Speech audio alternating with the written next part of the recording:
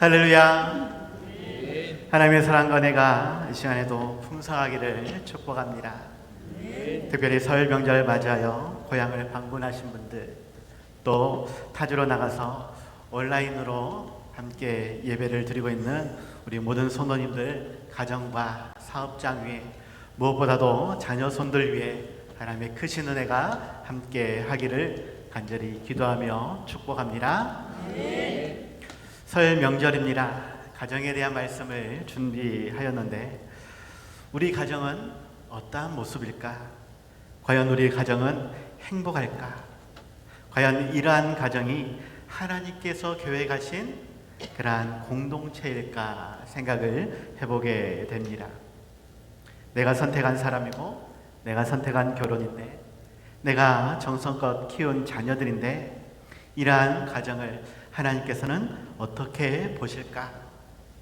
나의 만족, 나의 기준에서의 가정이 아니라 때로는 내가 보기에는 조금 실망스러울 수 있을지라도 하나님 보시기에 아름다운 가정, 하나님이 기뻐하시는 그러한 공동체가 지금 나의 가정일까? 이것을 살펴볼 수 있어야 하겠다라는 것입니다. 내 기준이 앞서면 결국은 강요하게 됩니다. 그것 때문에 다툼이 생기게 되는 것이고, 그것 때문에 미움도 생기는 것이고, 더 심하게 되어지면 결국 그 가정이 무너지게 되어집니다. 이것이 하나님께서 말씀하시는 그러한 기준이 되어지는 것인가? 내 기준으로 가정을 세워가면서 하나님께서 복 주시기를 기대한다 라고 하면 그것은 잘못된 것이다 라는 것입니다. 우리 가정 어쩔 수 없이 참고 견디는 그러한 가정이 아니라 더 큰 기쁨과 은혜를 나눌 수 있는 가정이 될 수 있길 바라고, 이 가정을 통해 하나님의 일하심을 바라볼 수 있는 우리가 되어야 하겠습니다.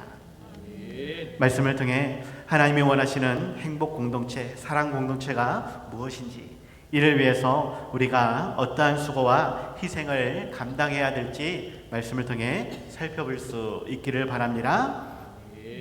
첫 번째입니다. 사랑의 근본은 오직 하나님이심을 우리는 기억해야 하겠습니다. 사랑의 근본은 오직 하나님이시다.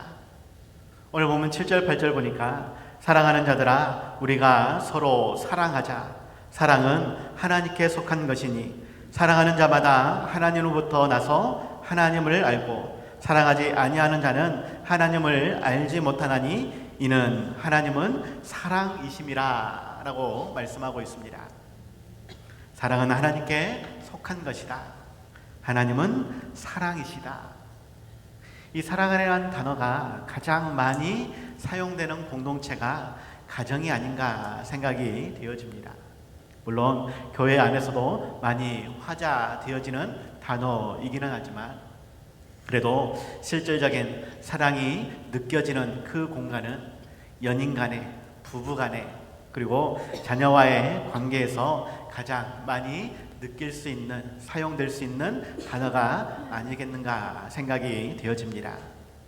그리고 그것이 하나님이 기뻐하시는 아름다운 공동체라고 말할 수 있겠죠. 그런데 예전에 한번 말씀을 드렸던 것 같은데, 제 개인적으로는 별로 좋아하지 않는 그러한 글입니다. 어떠한 책에 보니까 인간적인 사랑으로 만나서 결혼한 가정을 보게 되어지면 서로 결혼해서 3주 동안 서로 연구하고 석 달 동안 서로 사랑하다가 3년 동안 싸우면서 30년간은 참고 견딘다 라고 하는 글을 보게 되었습니다. 사랑은 겨우 석 달 동안, 그런데 그보다 10배 더 싸우게 되어지고 그보다 10배 더 참고 견디며 원수처럼 살아가더라. 이 말이 너무나 시럽지만 실상은 많은 가정들이 이러고 살더라라는 것입니다. 인간적인 마음으로 결혼하게 되면 인간적인 사랑으로 상대방에게 요구하게 되어지면 결국 내 마음에 맞지 않기 때문에 화가 나게 되는 것이고 다투게 되는 것이고 이혼은 할 수 없으니까 그냥 그렇게 참고 견디면서 살아가게 되는 것이 지금 우리의 가정의 모습이 아닌가 생각이 되어집니다. 그런데 이러한 가정도 결국은 참고 견디다가도 내가 굳이 내 인생을 소모하면서 희생하면서 이러한 결혼관계 유지할 필요 있겠는가 생각하게 되어지고 결국 이혼하게 되는 그러한 가정들이 늘어나더라라는 것입니다. 연인들도 사랑은 하지만 결혼은 싫다라고 이야기하고, 옛날에 일본에서 황혼 이혼이라는 것이 유행했었습니다. 그리고 우리나라도 결혼을 끝마친다라는 의미로 졸혼이라는 것이 한때 화제되기도 하였죠. 많은 여러 가지 여건 속에서 이혼까지는 못하겠고 그래도 함께 살기 싫어서 결국 결혼도 졸업하는 그러한 사회생활이 되어졌습니다. 문제는 그러한 것의 이유가 남에게 상대방에게 있다라고 말하는 것이 문제라는 것입니다. 나에게 있으면 자각하지 않고 상대방이 잘못했기 때문에, 상대방이 내 요구를 듣지 않았기 때문에, 내 말대로 안 했기 때문에 이러한 결과를 낳은 거야 라고 말한다라는 것입니다. 물론 어떠한 가정 같은 경우에는 살기 위해서 이혼을 하는 그러한 가정도 분명히 있습니다. 제가 가정의 내소사를 다 아는 것은 아니기 때문에 단정짓고 말하기는 어렵습니다만, 제가 어영부영 가정폭력, 성폭력 상담사 자격증도 가지고 있습니다. 물론 정규대학에서 이수한 것은 아니지만 나름대로 몇 달간 공부하면서 그러한 자격증도 얻게 되어졌고, 그러한 상황에서 여러 가지 사건, 사고 또 가정의 문제들에 대해서 공부하게 되었었습니다. 그러한 내용들을 보면 결국 문제의 원인을 제공하는 사람들, 그 사람들이 내 중심에서 상대방을 끼워 맞추려고 하니까, 내 기준에서 배우자가 이렇게 해주기를 원하고 내 기준에서 자녀들이 이렇게 해주기를 원하니까 그것이 만족이 안 돼서 화를 내게 되는 것이고, 그리고 그것이 폭발하게 되어지면 말 그대로 폭력이 이루어지는 것이고, 그렇게 위기의 가정들이 상당히 많다라는 것을 배우게 되었습니다. 이 모든 것은 결국 당연한 권리로 여기기 때문에 그렇습니다. 배우자가 나에게, 자녀들이 나에게 해줘야 된다, 맞춰줘야 된다, 이것을 당연시 여기기 때문에 강요를 하게 되는 것이고 다툼이 생기는 것이 되어진다. 이혼까지는 하지 못하니까 그렇게 참고 견디면서 왼수 같은 사람과 동거하기 시작한다. 이것이 우리 가정, 우리 사회의 모습이더라라는 것입니다. 하지만 하나님께서 말씀하시는 사랑은, 하나님께서 우리에게 명령하시는 사랑은 결코 그러하지 않다라는 것이죠. 요한복음 13장 34절에서 말씀합니다. 새 계명을 너희에게 주노니 서로 사랑하라. 내가 너희를 사랑한 것 같이 너희도 서로 사랑하라. 하나님이 우리를 사랑한 것 같이. 로마서 5장 8절에서는 이렇게 말씀하죠. 우리가 아직 죄인 되었을 때에 그리스도께서 우리를 위하여 죽으심으로 하나님께서 우리에 대한 자기의 사랑을 확증하셨느니라. 하나님이 우리를 이렇게 사랑하셨는데 그것은 하나밖에 없는 아들 예수님을 이 땅에 보내주신 것, 그 예수님이 자신의 생명을 우리에게 내어주신 것. 하나님이 말씀하시는 사랑은 온전히 내어주는 것입니다. 상대방을 맞춰주는 것입니다. 그러한 모습으로 우리가 서로 사랑해야 한다라고 말씀하는 것이죠. 우리는 그 사랑을 닮아야 하겠습니다. 때로는 내 마음에 들지 않을 수도 있습니다. 내 방식과 다를 수도 있습니다. 그럴지라도 어찌하든지 서로 사랑하고 섬기며 용서하고 이해하고 함께 나눌 수 있는 그러한 가정 공동체가 하나님이 기뻐하시는 교회인 것을, 그렇게 가정 같은 교회 같은 가정을 세워가야 한다라는 것을 기억할 수 있길 바랍니다. 사랑받기보다는 사랑을 주는 삶이 되어야 합니다. 오히려 주기 위한 사랑으로 헌신하고 섬길 때에, 상대방의 필요를 채워줄 때에 그 안에서 참된 즐거움을 발견할 수 있습니다. 그리고 하나님이 그것이 진짜 사랑이다라고 우리에게 말씀하는 것이죠. 사랑은 언제나 오래 참고, 사랑은 언제나 온유하며, 사랑은 시기하지 않으며, 자랑도 교만도 아니하며, 사랑은 무례히 행치 않는 것이 하나님께서 말씀하시는 사랑이다. 내가 너희들에게 이렇게 보여주었다.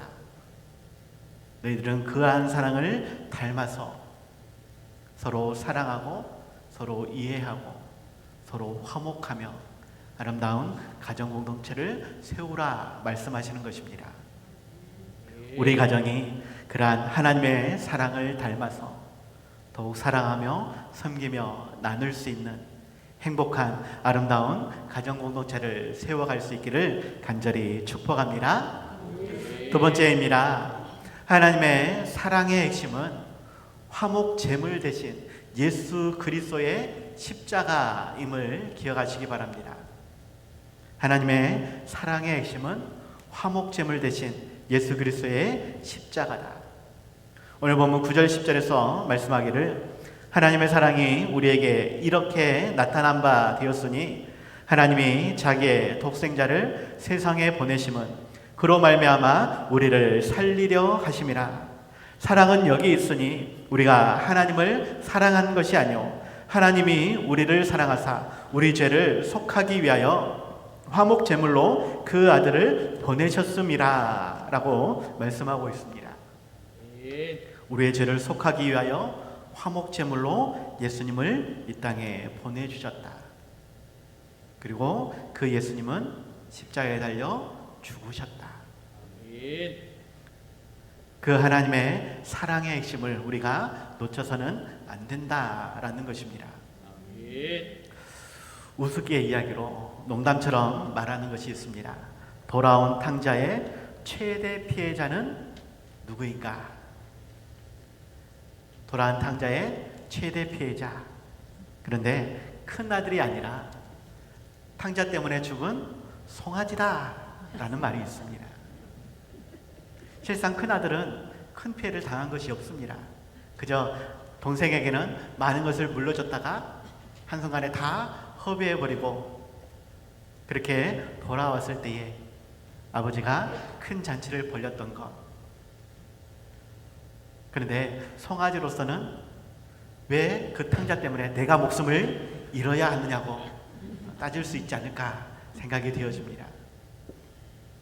그런데요, 잔치의 즐거움을 위해서 먹는 음식, 저도 소고기는 좋아합니다. 그런데 이 잔치 음식 때문에 심각한 고민을 해본 사람이 있을까? 이 소를 불쌍히 여기거나 안타까워하는 그러한 사람이 있을까? 잔치를 벌이면서 그 고기를 먹으면서 아마도 고민하는 사람 아무도 없을 것입니다. 그냥 맛있게 먹기만 해도 충분할 것입니다. 그런데 말씀을 드리고자 하는 것은 하나님과 우리의 화목을 위해, 잔치를 위해 예수님은 십자가에 달려 죽으셨다라는 것이에요. 하나님과의 화목을 위해 우리는 기뻐할 수 있어야 할 것입니다. 성탄의 의미를 생각하면서 감사할 수 있고 찬양할 수 있어야 되겠습니다. 하지만 정작 그것을 위해 예수님은 낮고 낮은 이 땅에 내려오셨고 수치와 고난을 짊어지시며 십자가에 피 흘려 죽으셨습니다. 하나님은 그것이 사랑이다라고 우리에게 말씀하고 있다라는 것이죠.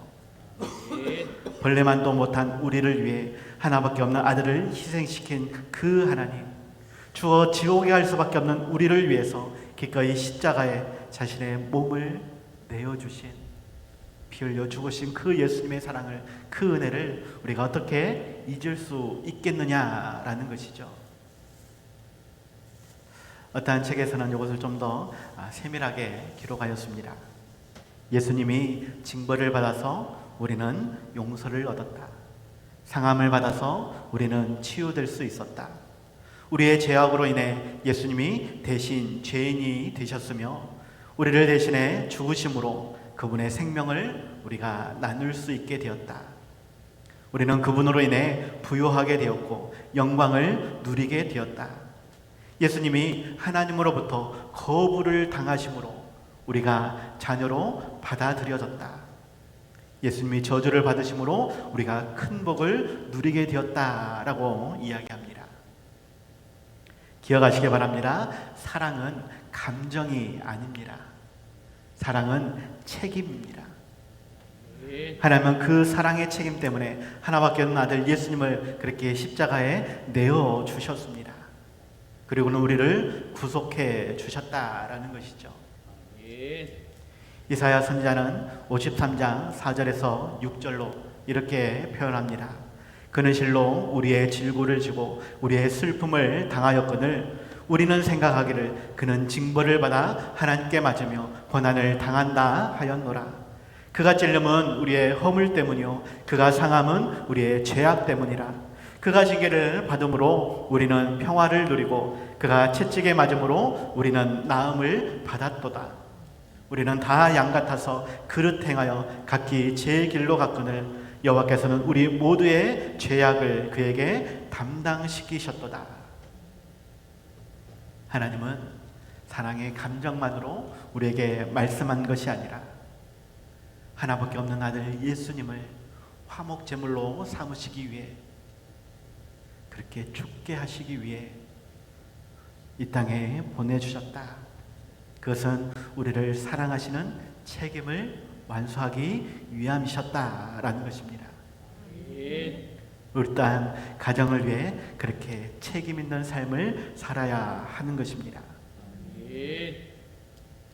우리를 위해 아낌없이 내어주신 그 예수님의 사랑, 화목제물로 그 생명을 십자가에 내어주신 그러한 것처럼 우리 또한 가정을 위해 기꺼이 희생할 수 있기를 바랍니다. 물론 당연히 희생하고 있겠지요. 어느 가정, 어느 부모가 나 우리 가정 싫어, 내 자녀 싫어 라고 말할 사람이 어디 있겠습니까?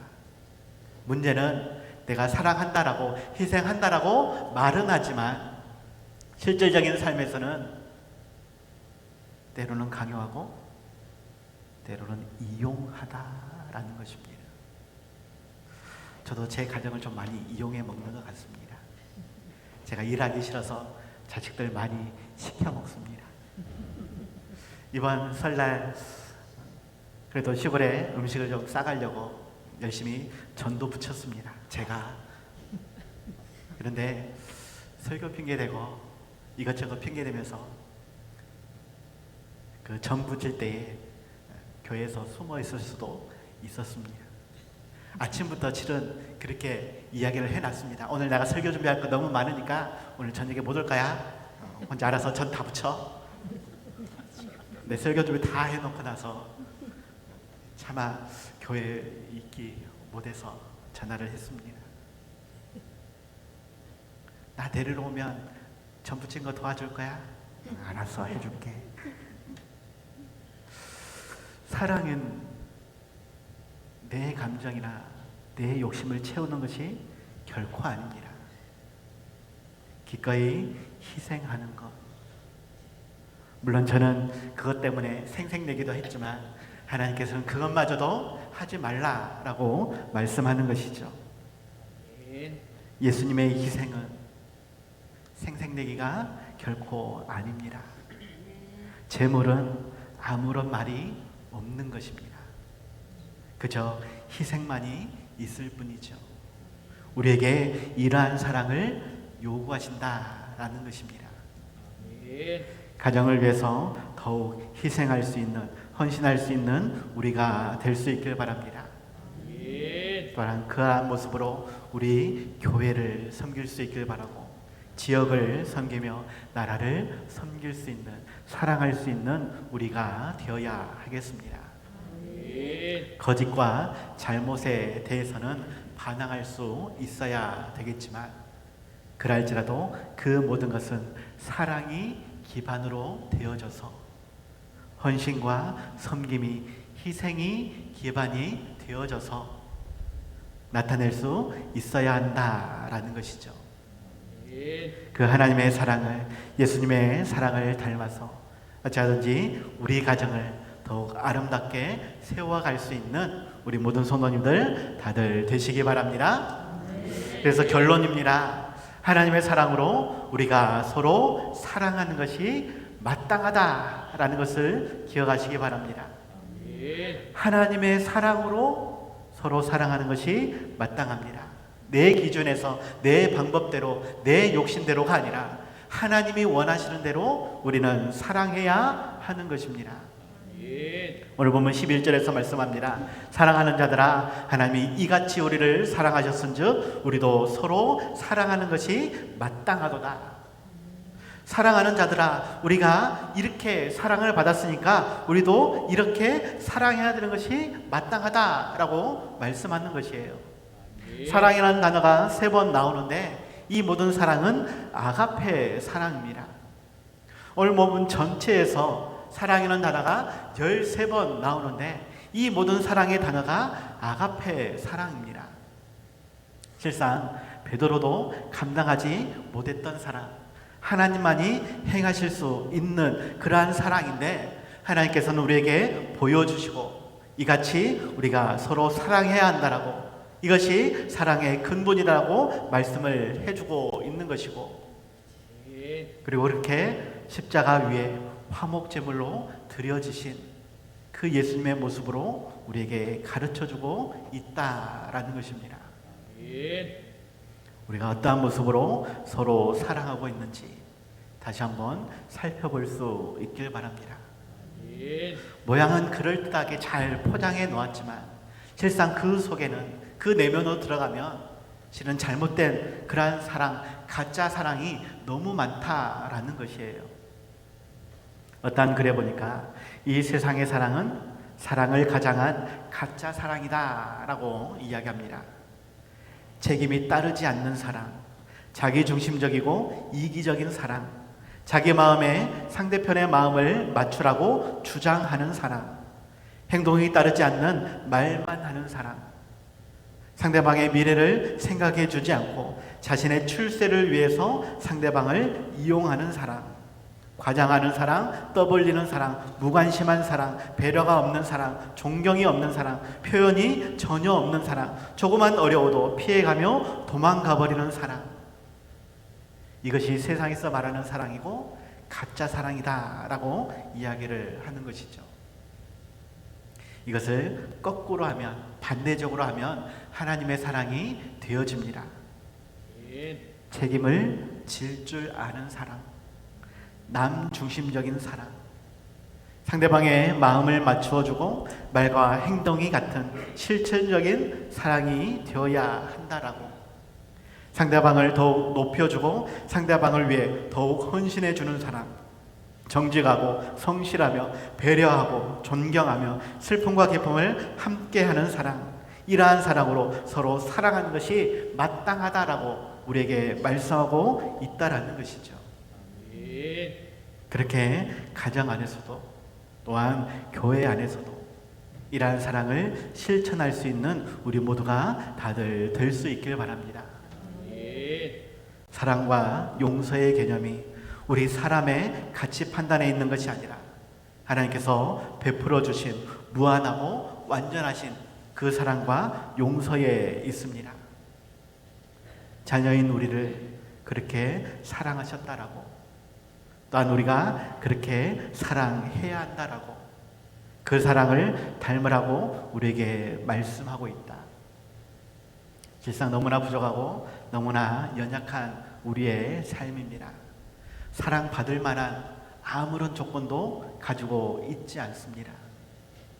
그럼에도 불구하고 우리를 사랑하셔서 하늘의 모든 영광을 다 내려놓으시고 낮고 낮은 이 땅에 사람의 몸을 입고 오셨으며 수치와 고난을 짊어지시고 십자가를 짊어지시고 손과 발에 옆구리에 그렇게 찔리신 예수님, 그 예수님의 희생을, 헌신을 우리는 결코 잊어서는 안 된다. 그 사랑을 닮아서 우리도 그렇게 사랑하고 용서하고 이해하고 화목해야 한다라는 것. 우리 가정이 그렇게 하나님의 사랑으로 아름다움을 이루어 갈 수 있길 바랍니다. 내 배우자에게, 내 자녀에게 요구하는 사랑이 아니라 끝까지 책임지며 끝까지 희생할 수 있는 우리의 삶. 단 그 모습으로 우리 교회도 서로 사랑하고 이해하고 용서하고 화목을 이룰 수 있는 그러한 교회 될 수 있길 바랍니다.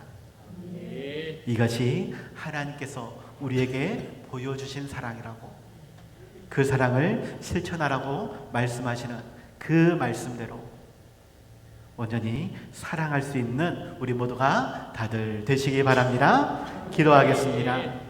하나님 아버지, 참으로 감사함을 드립니다. 죄 많은 우리를 위해 너무나 약하고 너무나 부족하며 너무나 눈물 많은 우리의 인생을 위해 하나뿐인 독생자 예수님을 이 땅에 보내주시고 수치와 고난 속에서도 십자가에 못 박혀 죽으심으로 우리의 모든 죄를 용서하시고 우리를 자녀 삼아 주시고 영원한 백성, 천국 백성으로 살게 하시니 감사드립니다. 그러한 하나님의 사랑을 닮아서 우리도 서로 사랑하게 하여 주시옵소서. 우리의 가정을, 우리의 자녀를 끝까지 책임지며 하나님이 기뻐하시는 하나님의 일꾼으로, 하나님의 군사로 세워갈 수 있게 하여 주시옵소서. 온전히 하나님께 예배하는 가정이 될 수 있기를 원합니다. 그 하나님의 사랑을 온전히 이루어가는 우리 모든 지산교회 성도님들 가정이 되게 하여 주시옵시고, 단 우리 지산교회가 그렇게 하나님의 사랑으로 하나됨을 이루어갈 수 있게 하여 주시옵소서. 예수님 이름으로 기도드려 싸움나이다. 아멘.